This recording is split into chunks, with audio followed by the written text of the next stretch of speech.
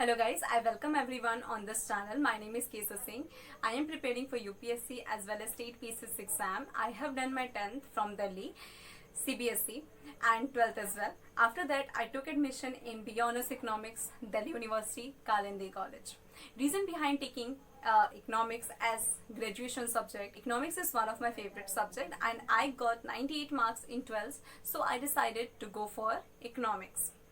And second main reason is that after 12th, I have decided that I will go for the civil services and state PCS exam. I researched for UPSC and state PCS exam and I found that if we are preparing for the UPSC and state PCS exam, we have to choose an optional subject. So I decided that I will take economics as my optional subject. So finally, I took admission in Eco Honours, Delhi University, Kalindi College. अगर आप कोई भी honours subject कर रहे हो Delhi university से, then you have to choose generic subject. मैंने generic subject में दोनों ईयर के लिए, जेनरिक सब्जेक्ट बेसिकली आपके 2 इयर्स तक के लिए ही होता है, 2 इयर्स का होता है वो, और 2 इयर्स के लिए मैंने जेनरिक सब्जेक्ट में मैथ्स पढ़ा था. And maths is one of my favourite subject and it is my plus point also. So after some time when मैंने जब यूपीएससी के पेपर्स उठाए प्रीवियस ईयर्स के इकोनॉमिक्स के, पास्ट ईयर्स के, ऑप्शनल के, सो देन आई गॉट कि उसमें जो क्वेश्चंस पूछे गए थे वो मुझे समझ नहीं आ रहे थे. मैंने पूरा पेपर पढ़ा, उसके क्वेश्चंस मुझे समझ नहीं आ रहे थे. उसका रीज़न ये था कि I was in first year, first semester, and first semester में इंट्रोडक्टरी माइक्रो इकोनॉमिक्स ही होता है.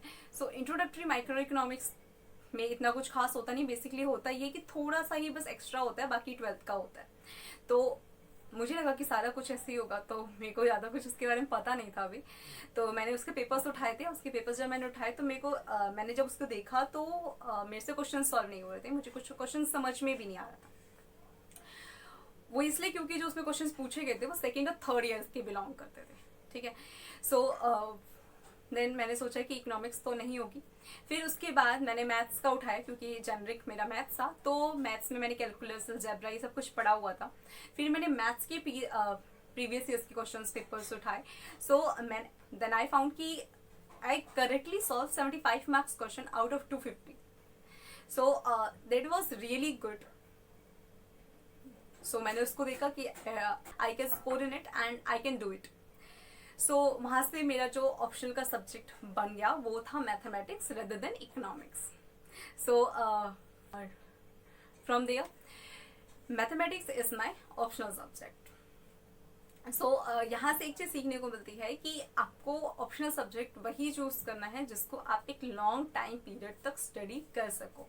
Because economics, because it is not here कि आप इकोनॉमिक्स में कोई बहुत अच्छा स्कोर कर ले रहा तो आपको इकोनॉमिक्स लेना है, मैथ्स में कोई बहुत अच्छा स्कोर कर ले रहा तो आपको मैथ्स को चूज कर लेना है.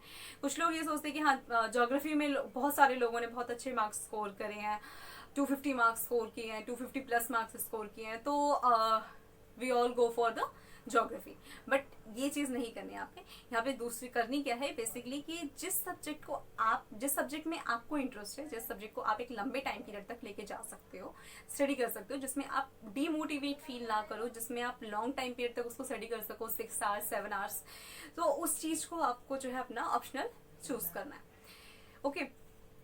क्योंकि UPSC and any other state services exams और पब्लिक सर्विसेज एग्जाम, ये कोई 1 साल का टाइम पीरियड नहीं होता. इसमें कोई टाइम बाउंडेशन नहीं होती कि 1 साल में आपका क्लियर हो ही जाएगा या 2 साल में आपका क्लियर हो ही जाएगा, आप 6 महीने पढ़ लोगे तो आपका क्लियर हो जाएगा. क्योंकि ये बहुत ही लॉन्ग जर्नी होती है. आपको इसे काफ़ी लंबे टाइम तक पढ़ना होता है जब तक कि आप सेलेक्ट नहीं हो जाते. तो उस चीज़ को आपको बार बार रिवाइज करना है, उसको सॉल्व करना है, उसको मतलब पढ़ना है बेसिकली. तो कोई भी अगर आपने ऐसा सब्जेक्ट चूज कर लिया ये सोच के कि इसमें मार्क्स अच्छे आ रहे हैं और आपको इसमें इंटरेस्ट ही नहीं है, तो you can't study it. Okay. So you have to go for your interest. Okay. So why I am creating this channel, reason behind creating my channel is that कि मैंने ये चैनल इसलिए क्रिएट किया because when I have started my preparation I found काफ़ी सारे content आपको available मिलेंगे. UPSC के नाम से आपको मोटिवेशनल वीडियोस मिल जाएंगी. अब यूपीएससी के नाम से आपको कोचिंग के बारे में रिव्यू मिल जाएगा, नोट्स के बारे में मिल जाएगा, बहुत सारी चीज़ों के बारे में मिल जाएगा, ये कर लो वो कर लो. But I found that nothing was nothing was helpful for me. I don't know what's about you, but nothing was helpful for me, and I was very distracted from these things.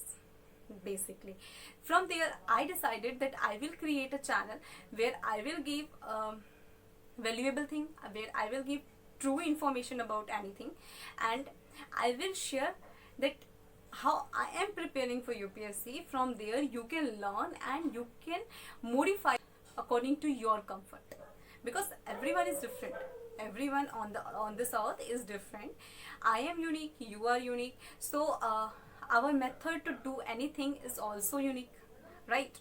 जब सब अलग है तो सबके methods भी अलग होंगे कि किसको क्या करना है, क्या नहीं करना, किस मेथड से करना है, किस मेथड से नहीं करना. Because I am a night person, you can't be a night person ना. सो कोई नाइट पर्सन होता है, कोई डे पर्सन होता है, किसी को किसी टाइम पीरियड में कोई करना अच्छा लगता है, किसी को किसी वे से पढ़ना अच्छा लगता है, किसी को सॉन्ग सुनते हुए पढ़ना अच्छा लगता है, किसी को नोट्स बना के पढ़ना अच्छा लगता है, किसी को डिजिटल नोट्स रखना पसंद है, तो किसी को hand written notes hard copy रखना पसंद है. Because I follow that. मेरे को हार्ड कॉपी के अलावा डिजिटल नोट से समझ नहीं आता. मैं जब तक उसको अपने हाथों से नहीं लिखती, मुझे समझ ही नहीं आता है कि मैंने लिखा क्या है. मुझे याद भी नहीं रहता लंबे टाइम तक. तो सबका अलग अलग बिहेवियर है, सबको अलग अलग तरह से करना है. बट आई एम हियर कि I am not here to guide you, I am not here to show you path that इस रास्ते से चलो आप लोग, इस रास्ते से आपका सिलेक्शन हो जाएगा, फर्स्ट अटेम्प्ट में क्लियर हो जाएगा यूपीएससी. ये सब चीज़ें बकवास होती है. मैं इन सब चीज़ों को बताऊंगी भी नहीं. Basically I am here to show you that how I am preparing for UPSC, how I am managing my time, how I am staying motivated, how I am utilizing my time. So stay connected with me. I will share a lot of things with you. If you want my notes, I will share my notes also. I will share my email in description box. If you want to know something, if you want to share something, if you want anything from me, that from which method I can help you, I will help you out. So like, share and subscribe the channel, please. It will be very helpful for me and it will motivate me to stay connected with you guys. So thank you so much for watching this channel, and very soon we will meet again. Stay connected with me and stay tuned, stay healthy, stay safe. Thank you.